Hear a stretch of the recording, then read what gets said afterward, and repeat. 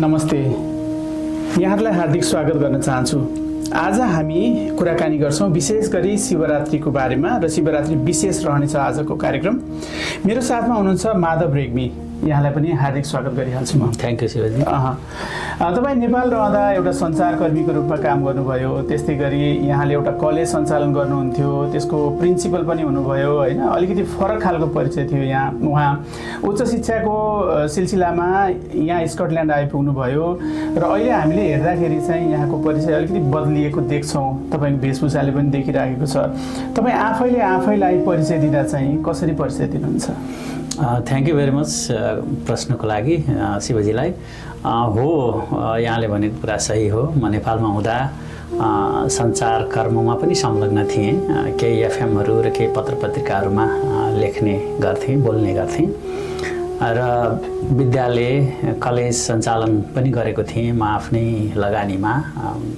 त्यहाँ चाहिँ प्राइभेट भन्ने गरिन्छ, त्यो पनि थियो केही साथीहरूसँग मिलेर। र एसएस बालग्राम भन्ने सायद यहाँले सुन्नुभएको पनि होला। म त्यहाँको एउटा विद्यालयमा संयोजकको रूपमा पनि केही वर्ष काम गरेँ, केही वर्ष त्यहाँको प्राचार्यको रूपमा पनि काम गरेँ।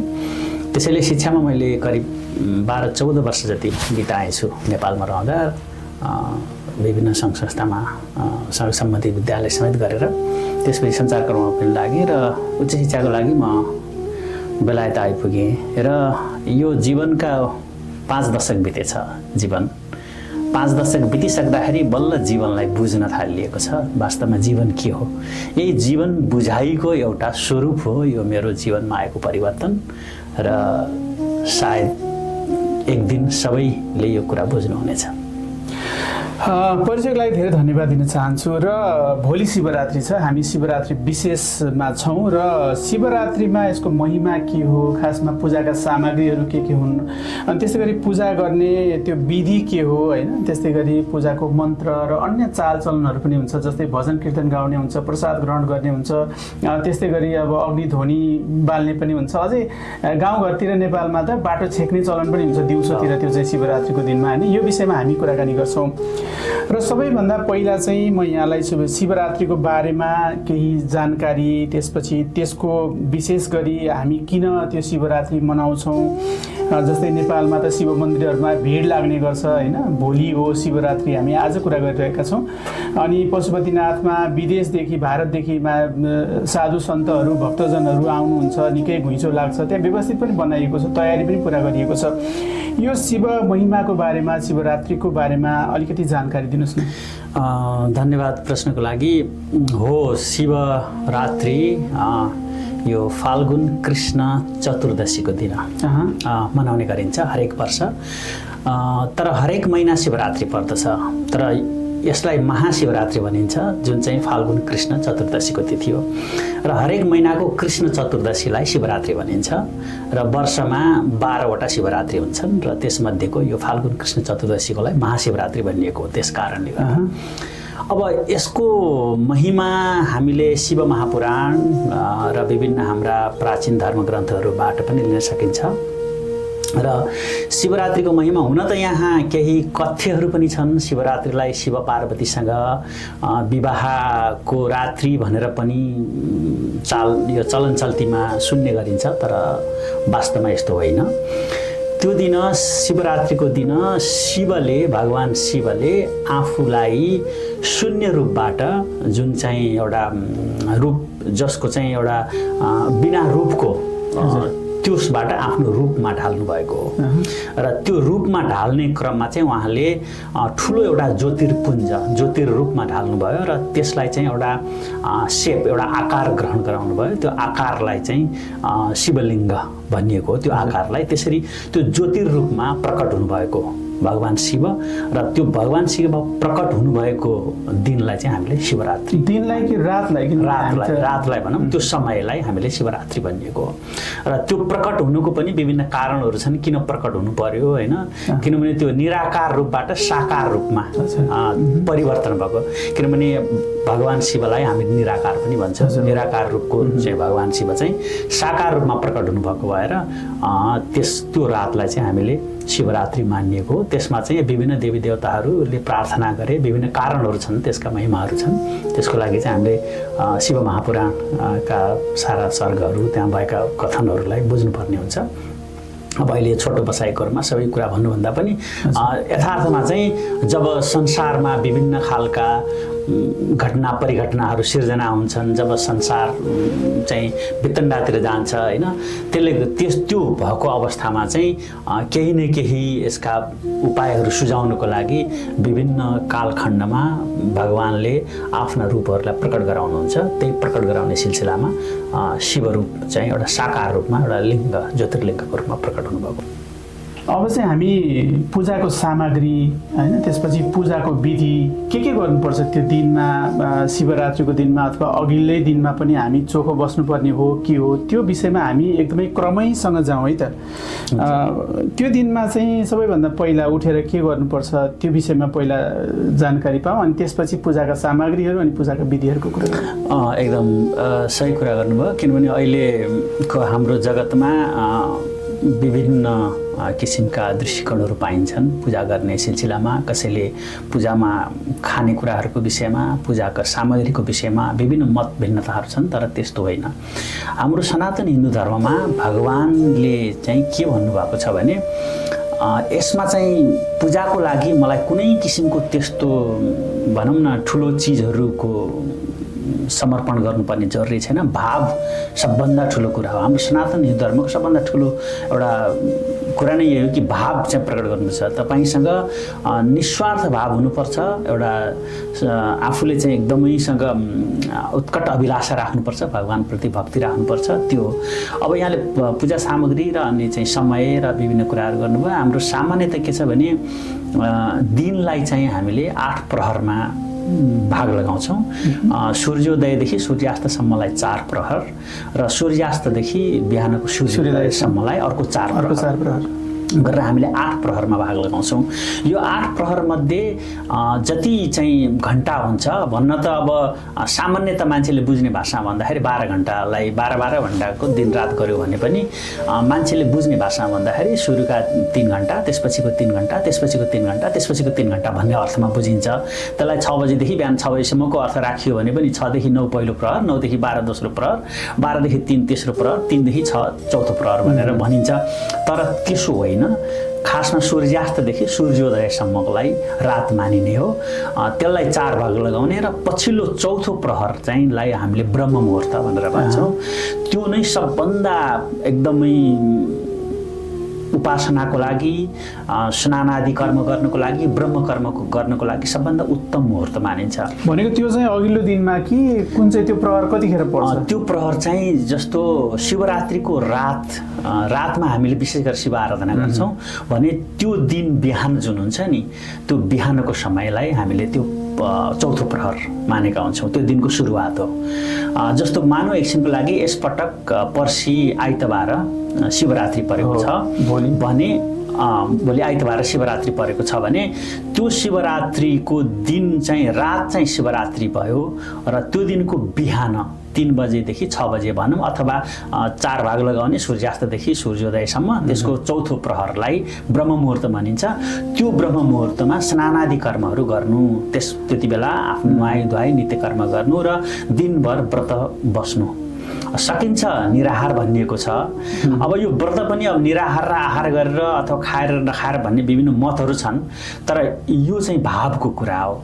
यदि शुद्ध चैतन्य छ, मन प्रसन्न छ भने फलफुल खाँदा पनि हुन्छ, तर भगवानप्रति आस्था प्रकट हुनु पर्यो, भगवत प्रेम हुनु पर्यो। त्यो निराहार भनेको चाहिँ समर्पण हो। त्यो म यतिसम्म समर्पित भएर भगवानप्रति म यति समर्पित छु भनेर त समर्पण भाव जगाएको निराहार भनेको होइन। त्यसले कुनै त्यस्तो तात्विक भिन्नता त राख्दैन। त्यसैले निराहार बसेर अथवा सकिँदैन भने फलाहार गरेर साँझ चाहिँ व्रत पूजा आराधना गर्ने हो। व्रत पूजा आराधनाको लागि पूजाका सामग्रीहरूको बारेमा पनि कुरा गरौँ। कति त मन्दिरहरूमा जानुहुन्छ होइन, कति ठाउँमा चाहिँ अब विदेशहरूमा त त्यस्तो खालको पूजाको कार्यक्रमहरू आयोजना गरिएको हुन्छ, तर कति चाहिँ घरमै पूजा गर्न चाहनुहुन्छ, उहाँलाई कति मन्त्र पनि थाहा हुँदैन होइन, ओम नमः शिवाय भन्नुहुन्छ, अरू आफूले जानेको भन्नुहुन्छ, तर यसको पनि विशेष मन्त्रहरू छ होला होइन। त्यसरी कुन कुन सामग्री चाहिँ अनिवार्य जस्तै हुन्छ, कुन कुन सामग्री पूजाका सामग्रीहरू ठिक पार्नुपर्छ पूजा गर्नु अघि, अनि त्यसपछि पूजामा बस्नुपर्छ, त्यो पूजाका सामग्रीको बारेमा पनि अलिकति जानकारी दिउँ, जसले गर्दाखेरि सबैलाई सजिलो हुन्छ पूजाको सामग्री जुटाउनको लागि। हो, एकदम सही कुरा हो। अब हामी विशेष गरेर विदेशमा बसेकाहरूलाई कति चिजहरू आफ्नै मुलुकमा जस्तो नेपालमै जस्तो उपलब्ध हुँदैन, त्यो उपलब्ध नभए पनि जति उपलब्ध छन् ती उपलब्ध भएका चिजहरूलाई हामी लिन सक्छौँ। पूजाको विधिमा शिवको पूजा आराधनाको लागि त्यस्तो स्पेसल्ली एकदमै यस्तो फरकै भन्ने चिज छैन। यसको लागि सामान्यतः अरू पूजा गरेकै जस्तो सामग्रीहरू हो, जस्तो जौ तिल कुश चन्दन अक्षता, यति चाहिँ 5 वटा, जौ तिल कुश चन्दन अक्षता, यी 5 वटा चिजहरू भए। अनि त्यसपछि फुल भयो, अनि प्रसादको रूपमा फलफुल हामी प्रयोग गर्न सक्छौँ। अनि त्यसपछि भगवान् शिवको लागि चाहिँ यदि निराहार बसिएको छ, व्रत बसिएको छ र शिवप्रति एकदम समर्पित भएको छ भने बेलपत्र उपलब्ध हुन्छ भने बेलपत्र चढाउने महिमा छ, बेलपत्रको छुट्टै महिमा छ शिवप्रति। त्यो पनि बेलपत्र पनि 3 वटा पात भएकोलाई अझ दुध चढाउने पनि चलन छ शिवलिङ्ग। त्यो चाहिँ म भन्दैछु, त्यो चाहिँ त्यो विशेष चाहिँ स्नान हो। त्यसलाई चाहिँ हामीले स्नान गर्नको लागि अब शिवलाई चाहिँ हामीले महास्नान गराउँछौँ। त्यहाँ पूजाको चाहिँ केही त्यसलाई हामीले 2-3टा भाग लगाउनु पर्ने हुन्छ। त्यसलाई पूर्वाङ्ग भन्ने एउटा हुन्छ। पूर्वाङ्ग भनेको शिवलिङ्गको स्थापना गरेर शिवलिङ्गलाई सुरुमा स्नान आदि गरेर पूजा आराधना गर्ने त्यो पूर्वाङ्ग हो, जसमा चाहिँ बत्ती बालिन्छ सुरुमा होइन। जस्तो अब बिहानदेखि स्नान गरियो के गरियो आफ्नो चाहिँ उसमा त बसिया छ, हामी सात्विक चाहिँ उयोले खानपानमा परहेज गरेर बसिएको हुन्छ।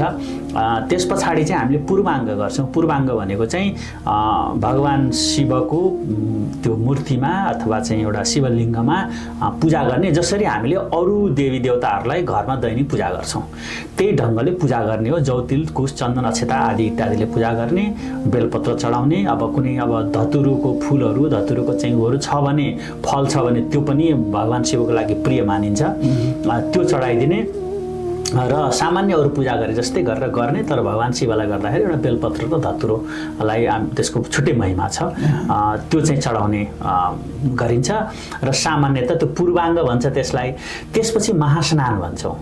त्यो पूजा गरिसकेपछि त्यसपछि महास्नान भन्छौँ। महास्नानमा दुध दही घिउ चिनी मह यति 5 वटा चिजहरू जसलाई हामीले पञ्चामृत भन्छौँ। दुध दही घिउ चिनी महबाट क्रमशः स्नान गराउँदै जाने। जुन चिजले पहिला गरे पनि हुन्छ, सुरुमा दुध, त्यसपछि दही, त्यसपछि घिउ, त्यसपछि चिनी अथवा त्यसपछि मह गरे पनि हुन्छ। त्यो सिक्वेन्समा कुनै त्यस्तो छैन। महास्नान गराउँदै जाने। तर एउटा चिजले स्नान गराइसकेपछि, दुधले स्नान गराइसकेपछि अनि जलले फेरि स्नान गराउने, अनि घिउले स्नान गराइसके पछाडि फेरि जलले स्नान गराउने। अनि त्यसरी 5 वटा पञ्चामृत चिजले स्नान गराइसकेपछि अन्तिममा जलले स्नान गराउँदै गर्ने। र अनि सुरुमा पनि गङ्गाजल र अन्तिममा पनि गङ्गाजल उपलब्ध छ भने, छैन भने अब सबै हाम्रो घरमा उपलब्ध जल भनेकै गङ्गाबाट समुद्रबाट आएकै पानी हो। त्यसलाई हामीले चाहिँ चढाउन पर्यो पहिला सबै कुरा चढाउँदै फेरि पानी स्नान गराउँदै गर्नु भने। अनि त्यो पञ्चामृत हामीले खाने जुन पञ्चामृत हुन्छ त्यो चाहिँ फरक हो। फेरि त्यो खाने फरक हो। त्यो खाने पञ्चामृत हामीले बनाएको चाहिँ त्यो मिक्सचर हो, त्यो चाहिँ हामी मिश्रण गरेर बनाएको हुन्छौँ होइन। तर भगवान् शिवलाई स्नान गराउने चाहिँ छुट्टा चिज हो। पहिला दुधले स्नान गराउने, त्यो नुहाउने नै हो। अनि घिउले स्नान गराउने, त्यो घिउले नुहाइदिने हो। त्यो रुद्राभिषेक भनेको त्यही हो। रुद्राभिषेक भनेको त्यही हो। त्यसलाई रुद्राभिषेक भन्छ। रुद्र अभिषेक। रुद्र भनेको भगवान् शिवलाई अभिषेक नुहाइदिने, स्नान गराइदिने।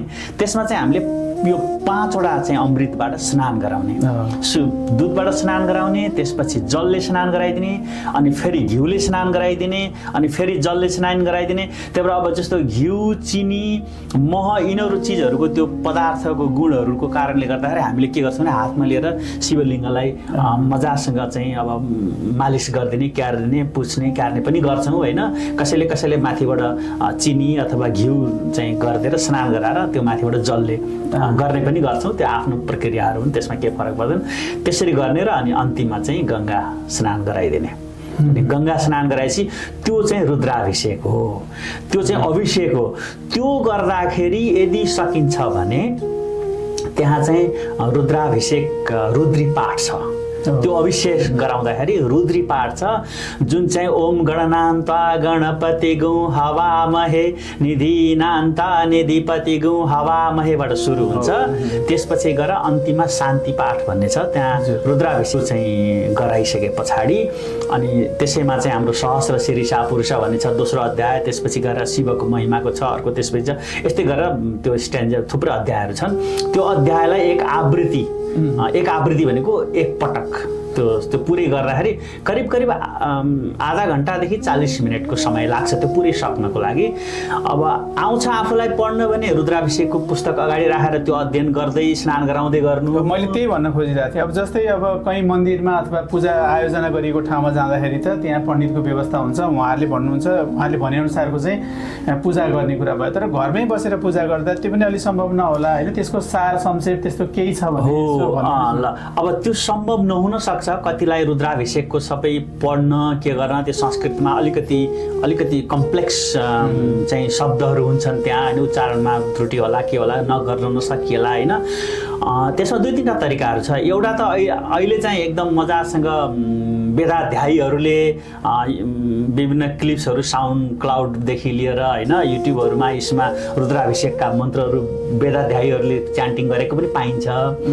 त्यो प्ले गराइदिएर गरे पनि हुन्छ आफूले। एउटा कुरा यदि त्यो चाहिँ भएन होइन म आफ्नै मेरो मुखैबाट म उच्चारण गराएर गर्न चाहन्छु भन्ने हो भने एकदम सजिलो छ।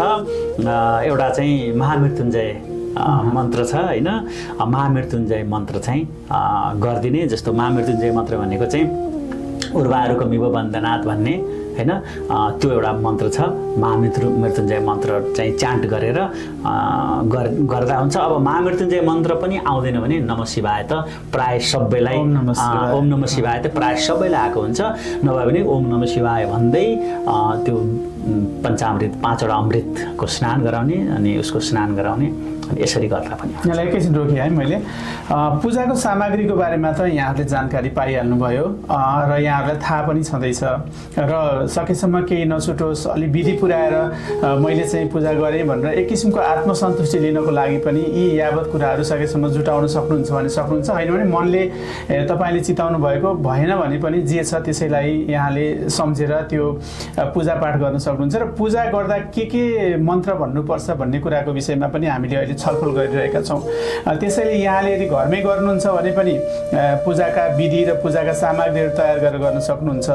होइन अब तपाईँ कसैले कुनै संस्थाले अथवा कुनै मन्दिरमा आयोजना भएको पूजामा जानुभएको छ भने त त्यहाँ तपाईँलाई सघाउने व्यक्तिहरू हुनुहुन्छ। त्यस्तै गरी पण्डितजीहरू पनि बस्नु भएको हुन्छ। त्यो एकदमै सजिलो भइहाल्यो। र यहाँले यदि फलाहार चाहिँ प्रयोग गरेर खाएर तपाईँ चाहिँ व्रत बस्नुहुन्छ फलफुल खाएर भने पनि ठिकै छ। आफ्नो स्वास्थ्यलाई पनि ख्याल गर्नुपर्ने हुन्छ। र तपाईँ निराहार व्रत बस्नुभयो भने त त्यो झन् आत्मसन्तुष्टिको एउटा अर्कै उच्चतम बिन्दु भइहाल्यो। र अब फेरि हामी कुराकानी अगाडि बढाइहाल्यौँ। र अब त्यो पूजाको विधि त्यसरी अगाडि बढ्दै गइसके पछाडि जब हामी पूजा सक्छौँ, पूजा सकिसके पछाडि त्यो पञ्चामृत खाने चलन छ, त्यसपछि नैवेद्य फलफुल खाने चलन छ होइन। यो चलन चाहिँ यो किन यो हामीले त्यो भगवानले प्रसाद ग्रहण गरिसकेपछि हामीले खाएका हौँ अथवा त्यो विषयमा अलिकति जान्नु मन लाग्यो मलाई। एकदम सही कुरा हो। अब यो यसमा के छ भने समर्पण हो सबभन्दा ठुलो कुरा। मैले पूजाकै चाहिँ विधिमा अलिकति भनिरहेको थिएँ। मैले महास्नानसम्म पुगेको थिएँ। पूर्वाङ्ग भयो, महास्नान भयो, म त्यसलाई टुङ्गाइहाल्छु। त्यस पछाडि उत्तराङ्ग भन्ने हुन्छ। त्यो गरिसकेपछि महास्नान गरिसकेपछि उत्तराङ्ग भन्ने हुन्छ। उत्तराङ्ग भनेको उत्तराङ्गमा चाहिँ फेरि के हुन्छ, भगवान् शिवको जुन शिवलिङ्ग छ, शिवलिङ्गलाई नुहाइधुवाइ गरिदिइसकेपछि अनि शिवलिङ्गमा चाहिँ विभिन्न पहिरनहरू आभूषणहरू लगाइदिने, त्यो पूजाको समापन गर्ने, पूजाको चाहिँ त्यसलाई उत्तराङ्ग भन्छ। त्यो उत्तराङ्ग विधि हो, उत्तरार्धपट्टिको विधि उत्तराङ्ग भन्छ। त्यसलाई चाहिँ अब भगवान् शिवलाई रुद्राक्षमाला लगाइदिने, श्रृङ्गार गरिदिने, चन्दन लगाइदिने, कपडाहरू लगाइदिने होइन, शिवलिङ्गमा गरेर त्यसलाई चाहिँ एउटा भनौँ सजाउ गरिदिने, अनि त्यो चाहिँ उत्तराङ्ग विधि हो। अनि त्यति गरिसके पछाडि अनि त्यस पछाडि अनि पुष्पाञ्जली आरती हुन्छ, भगवान् शिवको आरती होइन। त्यसपछि पुष्पाञ्जली हुन्छ अनि कुनै त्यस्तो गल्ती केही भयो भने क्षमा प्रार्थना गरेर चाहिँ पूजा विसर्जन गरिन्छ। अनि त्यस पछाडि प्रसादको कुरा आउँछ। अनि त्यो बेलामा चाहिँ भगवान् शिवलाई प्रसाद अर्पण गरिन्छ, विभिन्न खालका प्रसादहरू। अब यो प्रसाद भनेको के भने, प्रसाद नामैबाट स्पष्ट छैन। प्रसाद भनेको अर्पण गरिएको चिज हो। भगवान्लाई हामीले अर्पण गरिसकेपछि यो केवल पूजाको बेलामा अथवा कुनै देवी देवताहरूको आराधना गरेको बेलामा मात्र होइन, बिहान बेलुका घरमा खानेकुराहरू खाँदा पनि हामीले त्यो विधि अपनाउनु पर्छ। किनभने हामीले कसैलाई अर्पण गरिसकेपछि, भगवान्लाई अर्पण गरिसकेपछि मात्र त्यो ग्रहण गर्नु उचित हो। किनभने हाम्रो चाहिँ हिन्दू धर्म दर्शन विधिअनुसार के छ भने सबभन्दा पहिला अरूलाई दिने हो। त्यसमाथि पनि हाम्रा देवी देवताहरू छन् भने देवी देवताहरूलाई आफूले मान्नुपर्ने मान्यजनहरूलाई सबभन्दा पहिला, यहाँलाई थाहा छँदैछ घरमा कोही परपाहुना आउनुभयो, मान्यजन आउनुभयो भने सबभन्दा पहिला उहाँहरूलाई हामीले खानपानको व्यवस्था गर्छौँ नि होइन। त्यस्तै गरेर भगवान्हरू भनेका पनि हाम्रा मान्यजनहरू हुनुहुन्छ, उहाँहरूलाई सबभन्दा पहिला खानपानको व्यवस्था गरेर उहाँलाई प्रसाद दिएपछि मात्रै अनि आफूले चाहिँ प्रसाद लिने हो। त्यो चाहिँ प्रसाद लिँदाखेरि त्यसलाई चाहिँ हामी त्यो प्रसादमा के छ भने पोषण, अनि त्यसरी भगवान्लाई अर्पण गरिदिइसकेपछि भगवानबाट कृपा प्राप्त भएर त्यो प्रसादमा पोषण प्रवेश गर्छ होइन। भगवानको आशीर्वाद प्रसादमा आउँछ, त्यहाँ पोषण प्रवेश गर्छ, अनि त्यो प्रसादले हाम्रो शरीरमा गएपछि शरीर चाहिँ पोषित हुन्छ भन्ने यो एउटा यथार्थ पनि हो होइन। यो मान्यता पनि छ र यो रियालिटी पनि हो, यथार्थ पनि हो। त्यो त टीकामा फुलमा पनि आउने भयो नि त आशीर्वाद। एकदम सही कुरा हो, सही कुरा हो। टीकामा प्रसादमा फुलमा पनि आशीर्वाद प्राप्त हुन्छ। त्यही भएर हामीले भगवान्लाई अर्पण गरिसकेपछि मात्रै त्यो चिजहरू आफूले ग्रहण गर्ने हो। घरमा खाना खाँदा पनि त्यही हो। एकचोटि 5 सेकेन्ड हुन्छ, 10 सेकेन्ड हुन्छ, आँखा बन्द गरेर भगवान्लाई आफ्नो खानेकुराहरू अर्पण गर्नु पहिला, ल प्रभु खाइदिनुहोस् जे छ जस्तो भन्छ, त्यसपछि आफूले ग्रहण गर्नुपर्छ। यो हाम्रो यो सर्वमान्य एउटा हाम्रो सनातनी सिद्धान्त हो। अब भजन कीर्तनको पनि कुरा गरौँ होइन। भजन कीर्तन त्यसपछि हामी भजन कीर्तनको चरणमा पुग्छौँ। भजन कीर्तन गर्दै नाच्दै हामी त्यो पनि भगवान्लाई नै खुसी बनाउनलाई हो अथवा हामी खुसी हुनलाई हो? एकदमै त्यो चाहिँ के छ भने भजन कीर्तनको जब हामीले भगवान्को आराधना गर्छौँ अनि यो चाहिँ भजन कीर्तन भनेको आरतीको एउटा भाग हो होइन। अब आरती गर्छौँ, आरती गर्नु भनेको भगवान्लाई पूजा आराधना गरिसकेपछि सबभन्दा अन्तिममा चाहिँ दीप प्रज्वलन गरेर दियो चाहिँ बालेर भगवान्को चाहिँ हामीले अनुहार पनि हेर्ने अथवा भगवान्लाई क्लियर चाहिँ क्रिस्टल रूपमा हेर्ने र उहाँलाई जहाँ हामीले बोलाएको थियौँ, बोलाएपछि प्रभु आफ्नो ठाउँमा गइदिनुहोस् भन्ने हो। त्यसो गर्दाखेरि के छ भने कसैलाई पनि बिदाई गरेको हो त्यो। जस्तो हामीले घरमा कोही पर पाहुना आयो भने अति बाटासम्म चाहिँ परसम्म पुर्याउन जान्छौँ नि, हो पुर्याउन जाँदाखेरि उहाँलाई चाहिँ अलिक खुसी बनाएर होइन, उहाँलाई चाहिँ विभिन्न खालका खुसी कसरी हुन्छ भन्दा यो कलियुगमा चाहिँ यो भजनको ठुलो महिमा छ। भगवानहरूलाई चाहिँ अब उहाँको आराधनाहरू गरिसकेपछि उहाँलाई चाहिँ बाटोमा मार्गदर्शन गराउँदै भजन गाउँदै गर्दै उहाँको आफ्नो गन्तव्यमा पुर्याउनको लागि हामीले भजन गाइएको त्यो अर्थमा हो। तर यसलाई अहिलेको समयमा आएर लोक चलन अनुसार के भयो त भन्दा सबै कर्महरू गरिसकेपछि ल आज हामीले यो कर्महरू व्रत आराधनाहरू गऱ्यौँ भनेपछि त्यसैको भागको रूपमा हामीले भजन कीर्तन गर्छौँ। आरती गरिसके पछाडि त्यस पछाडि भजन कीर्तन गाउने र भजन कीर्तन गर्दाखेरि जस्तो शिवको अब शिवरात्रिको हो भने शिवको महिमाको विषयमा भजनहरू हुन्छन् होइन, शिव पार्वतीका विषयमा भजनहरू हुन्छन्, शिव महापुराणसँगका कथाहरूसँग रिलेटेड हामी त अहिले महाशिवरात्रिकै कुरा गरिरहेका छौँ। त्यसैसँग रिलेटेड त्यसैसँग सम्बन्धित कथाहरूका भजनहरू हुन्छन्। जस्तो अब रामनवमीको दिन छ भने रामसँग सम्बन्धित भजनहरू हुन्छन्, त्यसरी त्योसँग सम्बन्धित भजनहरू गाउने हो। तर अब आजकल त भजन भन्नाले अब रमाइलोको लागि पनि विभिन्न अन्य चाहिँ अघि पछि मन शान्ति पार्नको लागि पनि यसो भजन गरौँ, लोक संस्कृतिलाई झल्किने खालका भजनहरू पनि गाइन्छ, त्यो छ। अब एउटा चलन चाहिँ म यो अहिले नेपाल सम्झिरहेको छु मैले, यो शिवरात्रि भनेपछि होइन, हामी त्यो ध्वनि ताप्छौँ, त्यसपछि त्योभन्दा अगाडि अझै दिउँसोतिर चाहिँ हामी कतै जाँदाखेरि बाटो छेकिरा हुन्छ कि डोरीले, स्पेसल्ली अलि बच्चाहरूले त्यस्तो त्यो रमाइलो पनि गर्ने होइन, त्यसपछि डोरी छेकेर पैसा माग्ने त्यो खालको हुन्छ। त्यो चलनको बारेमा एकदम सही कुरा। यो चाहिँ अब यसका जस्तो जुनसुकै पनि सनातन धर्म दर्शनसँग सम्बन्धित कुराहरू छन् नि, यसमा दुईटाको विशेष गरेर दुईटा भनौँ न, दुईटा पाटोहरू हुन्छ। एउटा चाहिँ हाम्रो सनातन हिन्दू धर्म दर्शनसँग सम्बन्धित हाम्रा ग्रन्थमा आधारित प्रमाणहरू हुन्छन्, त्यसलाई चाहिँ हामीले शास्त्रोक्ति भनेर भन्छौँ, शास्त्रमा आधारित कुराहरू। र अर्को हुन्छ हाम्रो लोकोक्ति भनेर भन्छौँ, जो चाहिँ लोकले चलाइराखेको चलनहरू हुन्छ। त्यो त शास्त्रमा आधारित हुन्छ। शास्त्रमा अब त्यो लोकोक्ति चाहिँ के हुन्छ भने लोकोक्ति शास्त्रमा आधारित पनि हुन्छ, तर कुनै कुनै लोकोक्तिहरू यस्तो हुन्छ कि जसको प्रत्यक्ष प्रमाण शास्त्रमा पाइँदैन, तर अप्रत्यक्ष रूपमा त्यो चाहिँ शास्त्रसँग सम्बन्धित हुन्छ। जस्तो अब यो दिउँसोमा अब डोरी राख्ने के गर्ने भन्ने कुराहरू छन्, यो चाहिँ के छ भने अब मलाई त्यसको शास्त्रीय प्रमाण त मैले ठ्याक्कै फेला पार्न सकेको छैन मेरो आफ्नो अध्ययनले, तर ईसापूर्व 300-400 वर्षतिर हुनुपर्छ, जति बेला विभिन्न शिवलिङ्गहरूको जस्तो विभिन्न ज्योतिर्लिङ्गहरू 12 ज्योतिर्लिङ्ग भनिन्छ विभिन्न ठाउँहरूमा, जस्तो नेपालमै पनि पशुपति भयो, त्यसपछि गएर माथि मुस्ताङतिरको चाहिँ भयो होइन, कैलाश मानसरोवरदेखि लिएर यी सबै चिजहरू जहाँ जहाँ शिव मूर्तिहरू, शिवको चाहिँ शिवलिङ्गहरू स्थापना गरिएको छ, त्यहाँ चाहिँ के हुन्छ भने त्यहाँ दान र चाहिँ यो दान धर्महरूको ठुलो महिमा छ। अनि त्यसलाई जीवित राख्नको लागि, त्यसलाई निरन्तरता दिनको लागि, अगाडि लैजानको लागि विभिन्न चाहिँ समाजका विभिन्न तह तबकामा संलग्न भएका व्यक्तिहरूबाट केही आफ्नो गच्छ अनुसार दान गर्ने र त्यसलाई जीवित राख्ने परम्पराको सुरुवात भएको हुनुपर्छ। मेरो अध्ययनले त्यो देखाउँछ। र त्यही सिलसिलामा चाहिँ अनि यसरी विभिन्न दानको लागि चाहिँ मागिएको त्यो दान हो, र त्योबाट सङ्कलन भएको चाहिँ जे जति रकम अथवा अन्न अनाज जे हुन्छ त्यो चाहिँ त्यो शिव पूजामा खर्च गर्ने र त्यो पूजा आराधना गरेर त्यसको चाहिँ भरण पोषणको लागि होइन, त्यहाँ त्यसको लागि गर्ने भनेर यसरी सुरुवात भएको भन्ने चाहिँ मैले केही लोकोक्तिहरू अनि केही लोकमा आधारित हरू फेला पारेको छु।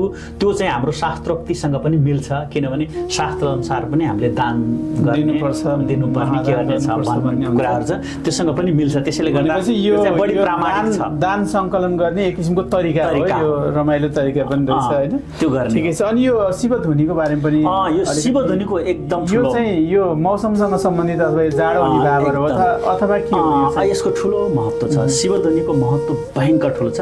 शिवध्वनि भनेको अघि मैले शिवको आराधना गर्दाखेरि अब शिवको चाहिँ ज्योतिर्लिङ्ग होइन, जसलाई हामी शिवलिङ्ग पनि भन्छौँ, शिवलिङ्गको प्रादुर्भाव भएको कुरा गरेँ।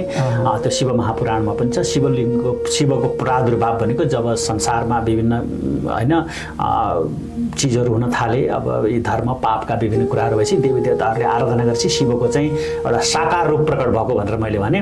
त्यो साकार रूप प्रकट हुँदाखेरि शिवको जुन साकार रूप छ नि, त्यो चाहिँ ज्योतिर्लिङ्गमा होइन, त्यो चाहिँ ज्योतिर्लिङ्गको रूपमा चाहिँ प्रकट भएको होइन। त्यो ज्योतिर्लिङ्ग भनेको त्यो चाहिँ पुञ्ज हो, प्रकाश पुञ्ज हो, त्यो ज्वाला हो, त्यो अग्निको ज्वाला हो। त्यही भएर ऋग्वेदको पहिलो श्लोकमै पनि अग्निसँग सम्बन्धित श्लोक छ, त्यहाँ अग्निर्मिले पुरोहितम भन्ने होइन। अग्नि र ज्वालालाई चाहिँ हामीले शक्तिको रूप मानेका छौँ। संसारमा पञ्चमहाभूत छ, जहाँ चाहिँ पृथ्वी, पानी, हावा, अग्नि, आकाश, यी 5वटा चिजहरू छन्। त्यसमध्ये अग्नि एकदम प्रथम चिज हो र अग्निको चाहिँ उसबाट ज्योतिर्लिङ्गको प्रादुर्भाव भएको छ र त्यो ज्योतिर्लिङ्ग चाहिँ भगवान शिवको रूप हो। त्यो भगवान शिवको रूप भएको हुँदाखेरि त्यो रूपको आराधना गरिएको हो। त्यो आराधनाको प्रतीक स्वरूप त्यो ध्वनि बालिएको, ध्वनिलाई चाहिँ ज्योतिर्लिङ्गको प्रतीक मानिएको हो। त्यो प्रतीकलाई चाहिँ प्रतीकप्रति हामी नतमस्तक भएका हौँ। त्यहाँनिर त्यो प्रतीकमा ज्योतिर्लिङ्गको रूपमा हामीले ध्वनिलाई मानेर नतमस्तक हुनु। तर अब अहिले आएर चाहिँ अब विभिन्न यसलाई अन्य तरिकाबाट पनि हेर्न थालिएको छ। हामी आजको यो बसाइमा सकेसम्म छोटो मिठो अनि कसरी पूजा गर्ने भन्ने त्यो विधिको बारेमा, पूजा सामग्रीको बारेमा कुराकानी गरेका छौँ र अन्त्यमा आइसकेका छौँ। हामी स्कटल्यान्डको पनि एबर्डिनमा बस्छौँ। यहाँ त स्कटल्यान्डको सबै ठाउँमा गइराख्नु भएको हुन्छ होइन। र अब यो भोलिको महाशिवरात्रिको पूजाको विशेष कार्यक्रमहरू चाहिँ स्कटल्यान्डभरिमा कहाँ छ त्यो चाहिँ जानकारी दिनुहोस् न। एकदम सही कुरा। अब हामी बेलायतको पनि यो सुदूर उत्तर क्षेत्र स्कटल्यान्डमा छौँ। स्कटल्यान्डमा विशेष गरेर हाम्रा 5-6वटा ठाउँहरू छन्, मन्दिरहरू छन्। यदि हामीले एकदम नर्थ इस्टबाट सुरु गऱ्यौँ भने एबर्डिन भन्ने एउटा सहर छ, जुन चाहिँ स्कटल्यान्डको तेस्रो ठुलो सहर पनि भन्छौँ, जहाँ अहिले हामी पनि बसिरहेका छौँ। एबर्डिनमा चाहिँ हाम्रो 2 ठाउँमा भोलि शिव आराधनाहरू हुँदैछ। एउटा एबर्डिनमै एउटा मन्दिर छ, हिन्दू मन्दिर, त्यहाँ पनि शिवरात्रिको पूजा हुँदैछ। र अनि अर्को चाहिँ नेपालीहरूको घना बस्ती भएको एउटा ठाउँ छ एबर्डिन, त्यहाँ चाहिँ हिमालयन एसोसिएसन स्कटल्यान्ड भन्ने संस्था छ, उसले पनि शिवरात्रिको पूजा आराधना गर्दैछ, जहाँ म आफै पनि स्वयं संलग्न हुँदैछु। त्यसपछि मलाई विगत वर्षदेखि संलग्न छु। मलाई हुन त यहाँ डन्डीबाट पनि निमन्त्रणा आएको छ, तर के शरीरले चाहिँ यो दूरीको कारणले गर्दा म सबै ठाउँमा जान नसक्ने र अब आफ्नै ठाउँलाई प्राथमिकता दिनुपर्ने पनि हुन्छ। डन्डी भन्ने एउटा यहाँबाट करिब 1.5 घन्टा, 1.25 घन्टाको ड्राइभमा 70 माइल एबर्डिनबाट दक्षिणपट्टि साउथ वेस्टपट्टि छ। 114 किलोमिटर करिब जान्छ। त्यहाँ एउटा मन्दिर छ जहाँ चाहिँ टेसाइड हिन्दू टेम्पल भनेर भनिन्छ। त्यहाँ पनि भोलि शिवको महिमा हुँदैछ, भजन कीर्तन छ। अनि त्यसपछि इडिनब्रा भन्ने ठाउँ छ। इडिनब्रामा एउटा 2टा हिन्दू मन्दिर छ। त्यहाँ स्कटल्यान्डको राजधानी पनि हो। त्यहाँ 2वटा हिन्दू मन्दिर छ। त्यो 2वटै हिन्दू मन्दिरमा शिव आराधना, शिव भक्त, शिव पूजा हुँदैछ। त्यसपछि गएर ग्लास्को भन्ने ठाउँ छ। ग्लास्कोमा 3वटा छ। एउटा नितान्त नेपालीहरूबाटै सञ्चालित छ, जसलाई चाहिँ ग्लास्को पशुपति मन्दिर पनि भन्ने प्रसिद्ध नाम छ। त्यहाँ पनि शिव आराधना र शिव पूजा हुँदैछ। त्यसपछि अर्को एउटा ग्लास्कोको ओम मन्दिर छ, त्यहाँ पनि हुँदैछ। र अनि त्यस्तै गरेर अर्को ग्लास्को हिन्दू मन्दिर छ, त्यहाँ पनि हुँदैछ। यसरी ग्लास्कोमा 3, मेरो जानकारीमा आएअनुसार ग्लास्कोमा 3 ठाउँमा, एडिनब्रामा 2वटा, 5वटा भयो, डन्डीमा एउटा 6वटा गरेर एबर्डिनमा 2टा गर्दाखेरि झन्डै 8-9वटा ठाउँहरूमा मेरो जानकारीमा आएसम्म छ। अब हुन त विभिन्न समूहगत हिसाबले नेपालीहरू जो चाहिँ हिन्दू धर्मावलम्बीहरू हुन्छ, अरू मुलुकका पनि हिन्दू धर्मावलम्बीहरू एकत्रित भएको ठाउँमा आफ्नो ढङ्गले पनि गरिराख्नु भएको होला, त्यो मेरो जानकारीमा नआएको पनि हुनसक्छ। तर मठ मन्दिर र एउटा सङ्गठित हिसाबले गर्दाखेरि स्कटल्यान्डभरि 8 ठाउँमा रहेछ अहिलेसम्म मेरो जानकारीमा। हस्, यहाँलाई धेरै धेरै धन्यवाद दिन चाहन्छु यहाँको समय र यो संवादको लागि, किनभने हामीले यो विषयमा जानकारी दिन यहाँ जमघट भएका छौँ, 2जना छलफलमा छौँ र यो छलफलले पक्कै पनि यहाँको पूजामा केही न केही सघाउ गर्नेछ भन्ने अपेक्षा पनि लिएका छौँ र हामी आगामी दिनमा पनि यस्तै सम्बन्धित विषयवस्तुमा कुराकानी गर्नेछौँ। अझ हामी अलिक समसामयिक विषयवस्तुमा अर्को दिन पनि माधव रेग्मीज्यूसँग कुराकानी गर्नेछौँ। आजको लागि भने हामी झन्डै बिदा हुने अवसरमा छौँ। केही भन्नु छ अन्त्यमा? होइन, केही छैन। अब शिवरात्रिको शुभकामना छ सबैलाई र यहाँले अब सक्नुहुन्छ त्र्यम्बकम यजामहे सुगन्धिम पुष्टिवर्धनम उर्वारुकमिव वन्दनात् मृत्युर्मुक्षीयमामृतात्। यो शिव महामन्त्र हो। शिव महामन्त्रबाट महाभिषेक गर्नुहोस्, भगवान् शिव प्रसन्न हुनुहुनेछ। अब यसको यहाँले अर्थ बुझ्नु खोज्नुभयो, के गर्नुभयो भने त अहिले त सामाजिक सञ्जालदेखि लिएर विभिन्न इन्टरनेटका माध्यमहरूबाट सबै कुराहरू बुझ्नु पनि सकिन्छ। यहाँहरू सबैलाई शिवरात्रिको हार्दिक हार्दिक मङ्गलमय शुभकामना छ। ओम नमः शिवाय।